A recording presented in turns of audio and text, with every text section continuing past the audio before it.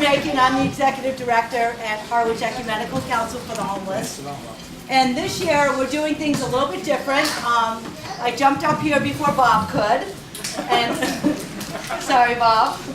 I decided I would take center stage today. Have a couple announcements we'd like to make today. So first off, thank you all for walking. We know that more than ever, the crisis is worse than ever. Our wait lists are longer than ever. So just bringing awareness to the needs of the Cape Codders for both housing and some other special needs that we're going to talk about soon are really, really important. So thank you all, to you all, for walking today, first off.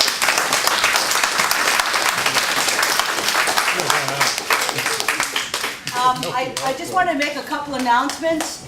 First, I want to announce Abby Newberry, who's the director of the Children's Center, and I think she'd like to talk about her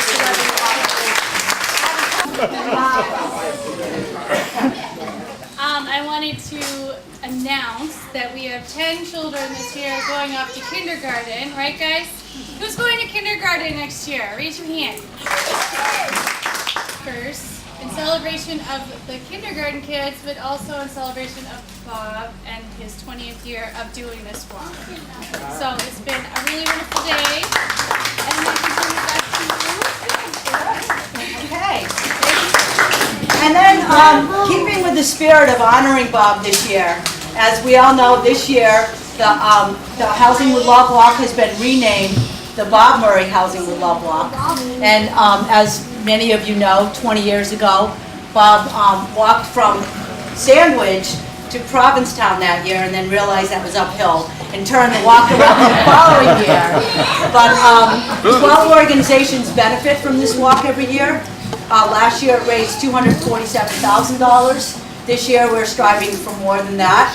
And it's really, really important for the housing, for all of us housing advocates know that how important this money is for to draw awareness and to be able to help our clients that need help this year.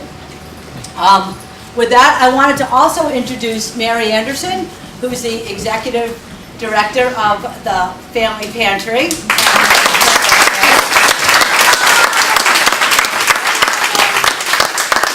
You guys all know Bob as the housing guy at Hatch and the Walk, but I really know him as the pantry guy.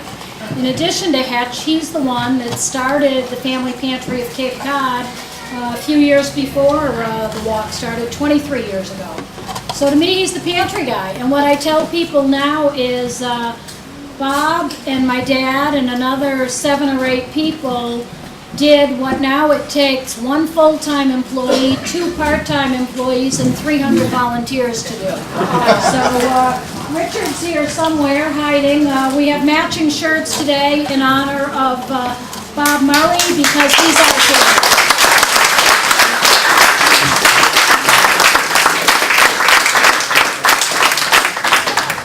Each year, the different organizations name celebrity walkers. This year, we've named Hatch's Celebrity Walkers are 2 of our former board members that have made such a commitment to Hatch over the years. And they also do the luncheon every year. So I'd like to introduce Mary and Jan.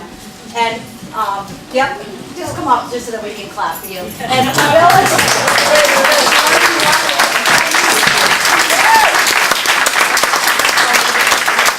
And I also would like to introduce one of our board members, and he would like to make an announcement today. I see Tom Peterson sitting back there, and I'd like to announce Tom now. Hi, good afternoon, everyone. Gives me great pleasure to make a very sort of surprise announcement at this point in time. We've tried to keep this under wraps. This is the idea queen. That's what I call her. She comes up with these ideas, and it's amazing. But she's come up with a Lulu this time. So I want everybody to save the date of October 11th. I believe that's a Thursday. And October 11th, we are going to have a tribute to this guy right here. Tribute to Bob Murray.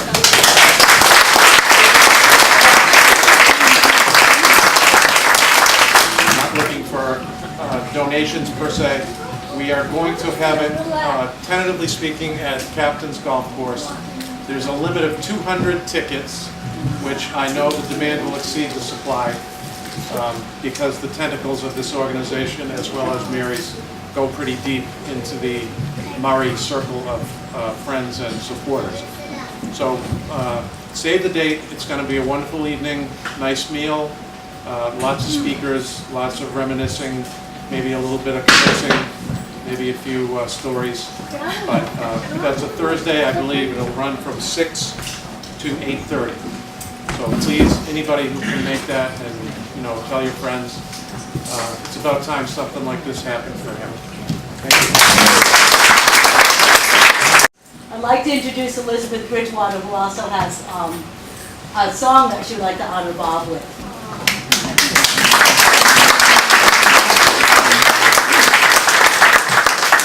So before I start, I want to say that I got a chance to get to know Bob quite a bit over the last 6 months.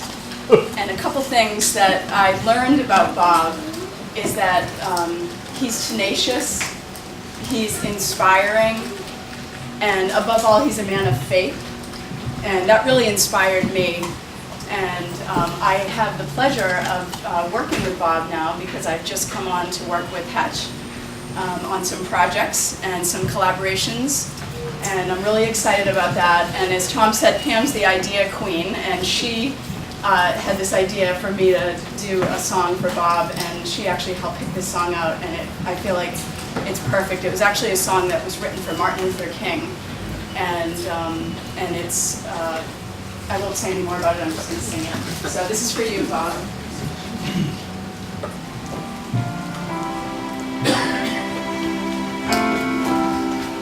I went up to the mountain, 'cause you asked me to,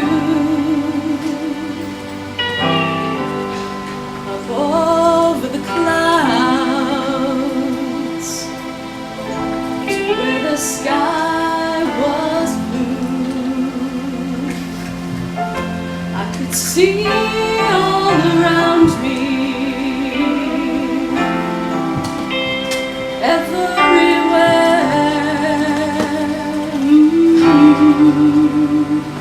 I could see all around me, everywhere. Sometimes I feel like I've been nothing but tired, and I'll be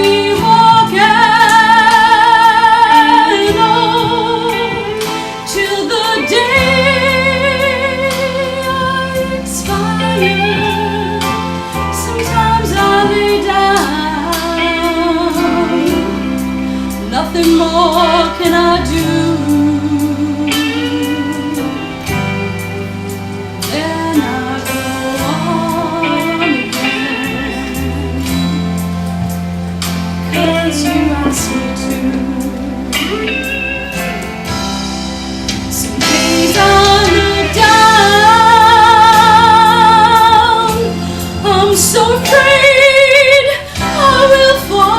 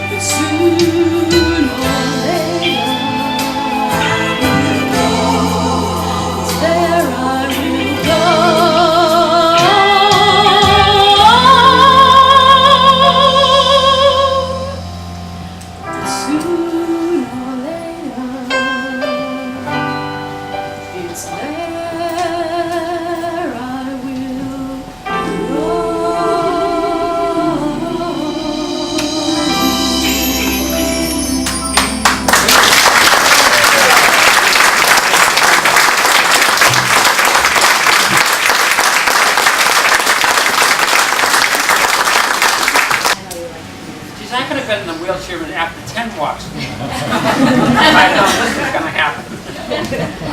I just want to say thank you very much.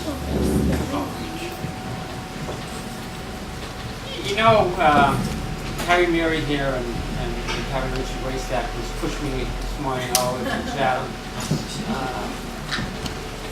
And having Pam and Elizabeth working together, I said to somebody, I think I finally at a point that some of my dreams of building hedge and a pantry, all of that, and the social service network can now come true. I think we have the staff power that can make that happen. What I need to do is get all of you to share my dreams. Sometimes that takes a little longer, but